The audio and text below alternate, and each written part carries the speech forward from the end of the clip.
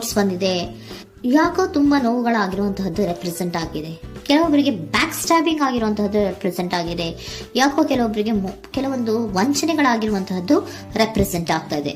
ಆದ್ರಿಂದ ನೀವು ತುಂಬಾ ಬೇಜಾರಲ್ಲಿರುವಂತಹದ್ದು ರೆಪ್ರೆಸೆಂಟ್ ಆಗ್ತಾ ಇದೆ. ಲಾಸ್ಟಿನಲ್ಲಿ ಬಂದಿರುವಂತಹ ಕಾರ್ಡ್ಸ್ ಗಳು ಯಾವ್ದಪ್ಪ ಅಂದ್ರೆ 3 ಆಫ್ ಸೋರ್ಟ್ಸ್ ಬಂದಿದೆ.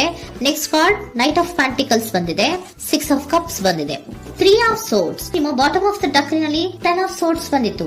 ನೋವುಗಳಾಗಿದೆ, ಬ್ಯಾಕ್ ಸ್ಟ್ಯಾಬಿಂಗ್ ಅಂದ್ರೆ ಏನೋ ಕೆಲವು ವಂಚನೆಗಳು ನಿಮ್ಮ ಲವ್ ಲೈಫ್ ನ ವಿಚಾರವಾಗಿ ಆಗಿರುವಂತಹದ್ದು ಬಾಟಮ್ ಆಫ್ ದ ಡಕ್ನಲ್ಲಿ ಹೇಳಿದ್ದೆ.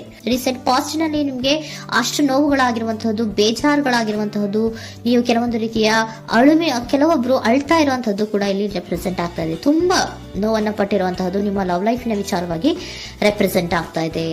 ನೆಕ್ಸ್ಟ್ ನಿಮ್ಗೆ ಸೆಕೆಂಡ್ ಕಾರ್ಡ್ ಬಂದಿರುವಂತಹದ್ದೇನು ನೈಟ್ ಆಫ್ ಪೆಂಟಿಕಲ್ಸ್ ಬಂದಿದೆ. ನೈಟ್ ಆಫ್ ಪೆಂಟಿಕಲ್ ಏನನ್ನ ರೆಪ್ರೆಸೆಂಟ್ ಮಾಡುತ್ತೆ, ನಿಮ್ಮ ಲವ್ ಲೈಫ್ ಅನ್ನ ಉಳಿಸ್ಕೊಳ್ಳೋದಕ್ಕೆ ಬಹಳಷ್ಟು ಪ್ರಯತ್ನವನ್ನ ಮಾಡಿದ್ರಿ. ಡೇ ಟು ಡೇ ದಿನ ಅದನ್ನ ಉಳಿಸ್ಕೊಬೇಕು, ಅದನ್ನ ಕಾಪಾಡ್ಕೋಬೇಕು, ಅದನ್ನ ನಾನು ಕಳ್ಕೋಬಾರ್ದು ಅನ್ನೋದು ನಿಮ್ಮ ರೀಸೆಂಟ್ ಪಾಸ್ಟ್ ನಲ್ಲಿ ನೀವು ತುಂಬಾ ಪ್ರಯತ್ನಗಳನ್ನ ಮಾಡಿದಿರಾ. ಆದ್ರೆ ಈ ನೈಟ್ ಆಫ್ ಪ್ಯಾಂಟಿಕಲ್ಸ್ ಏನಿದೆಯಲ್ಲ, ಇದರ ಕ್ಲಾರಿಫಿಕೇಶನ್ ಕಾರ್ಡ್ ಬಂದಿರುವಂತಹದ್ದು 4 ಆಫ್ ಕಪ್ಸ್ ಬಂದಿದೆ. ನಿಮ್ಮ ಪ್ರೀತಿ ಕೆಲವೊಬ್ಬರಿಗೆ ರಿಜೆಕ್ಷನ್ ಆಗಿರುವಂತಹ ಸಾಧ್ಯತೆಗಳಿರುವಂತಹದ್ದು ರೆಪ್ರೆಸೆಂಟ್ ಆಗ್ತಾ ಇದೆ.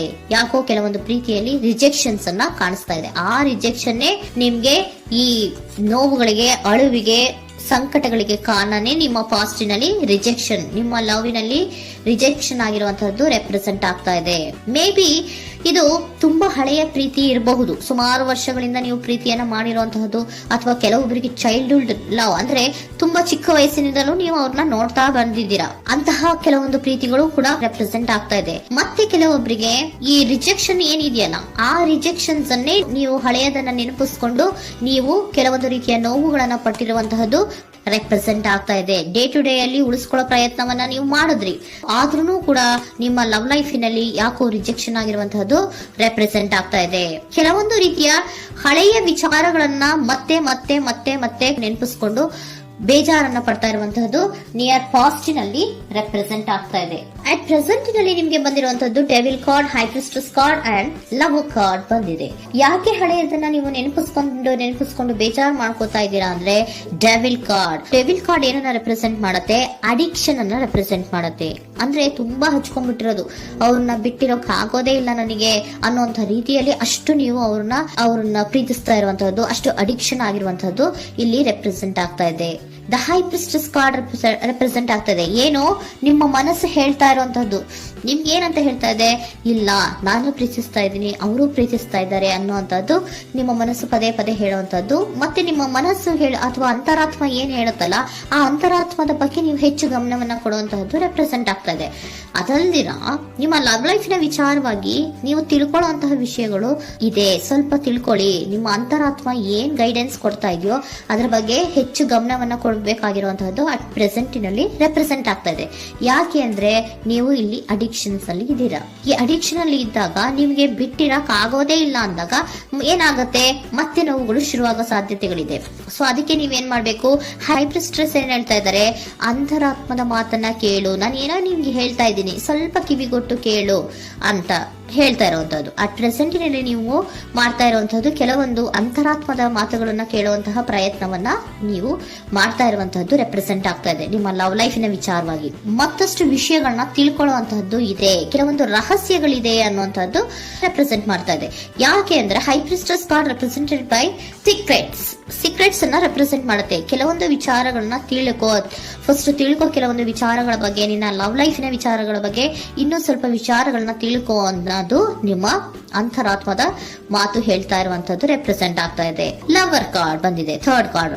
ಸೊ ಲವರ್ ಕಾರ್ಡ್ ಏನನ್ನ ರೆಪ್ರೆಸೆಂಟ್ ಮಾಡುತ್ತೆ, ನೀವಿಬ್ರು ಒಂದು ರೀತಿಯ ಸೋಲ್ಮೇಟ್ಸ್ ಅನ್ನ ರೆಪ್ರೆಸೆಂಟ್ ಮಾಡುತ್ತೆ, ಒಂದು ರೀತಿಯ ಬಾಂಡೇಜ್. ಯಾಕೆ ಈ ಅಡಿಕ್ಷನ್ ಬರುತ್ತೆ, ಒಂದು ರೀತಿಯ ಬಾಂಡೇಜ್ ಇರುವಂತಹದ್ದು, ತುಂಬಾ ಸಾಮರಸ್ಯ, ನಾವಿಬ್ರು ಬಿಟ್ಟಿರಕ್ ಆಗೋದಿಲ್ವೇನೋ, ನಾವಿಬ್ರು ಲವ್ವರ್ಸ್ ಅನ್ನೋ ತರ ನೀವು ಅಟ್ ಪ್ರೆಸೆಂಟಿನಲ್ಲಿ ಆಲೋಚನೆಗಳನ್ನ ಮಾಡ್ತಾ ಇರುವಂತದ್ದು ರೆಪ್ರೆಸೆಂಟ್ ಆಗ್ತಾ ಇದೆ. ನೆಕ್ಸ್ಟ್ ನೀವು ಇಮಿಡಿಯೇಟ್ ಫ್ಯೂಚರ್ ನಲ್ಲಿ ಮಾಡುವಂತಹದ್ದೇನು, ನೀವು ಇಮಿಡಿಯೇಟ್ ಫ್ಯೂಚರ್ ನಲ್ಲಿ ನೀವು ಮಾಡುವಂತಹದ್ದು ಬಹಳ ಧೈರ್ಯದಿಂದ ಕೆಲವೊಂದು ನಿರ್ಣಯಗಳನ್ನ ನಿಮ್ಮ ಲವ್ ಲೈಫಿನ ವಿಚಾರವಾಗಿ ಮಾಡುವಂತಹದ್ದು ರೆಪ್ರೆಸೆಂಟ್ ಆಗ್ತಾ ಇದೆ. ಆಲೋಚನೆಯನ್ನ ಮಾಡ್ತಾ ಇದ್ರ, ನಾನು ಧೈರ್ಯವಾಗಿ ಏನೋ ಕೆಲವೊಂದು ಆಲೋಚನೆಗಳನ್ನ ಮಾಡಬೇಕು, ಮುಂದೆ ಬರಬೇಕು ಅನ್ನುವಂತಹ ಇಂಡಿಪೆಂಡೆಂಟ್ ಆಗಿ ಕೆಲವು ನಿರ್ಧಾರಗಳನ್ನ ಮಾಡಬೇಕು ಅನ್ನೋದನ್ನ ರೆಪ್ರೆಸೆಂಟ್ ಮಾಡ್ತಾ ಇದೆ.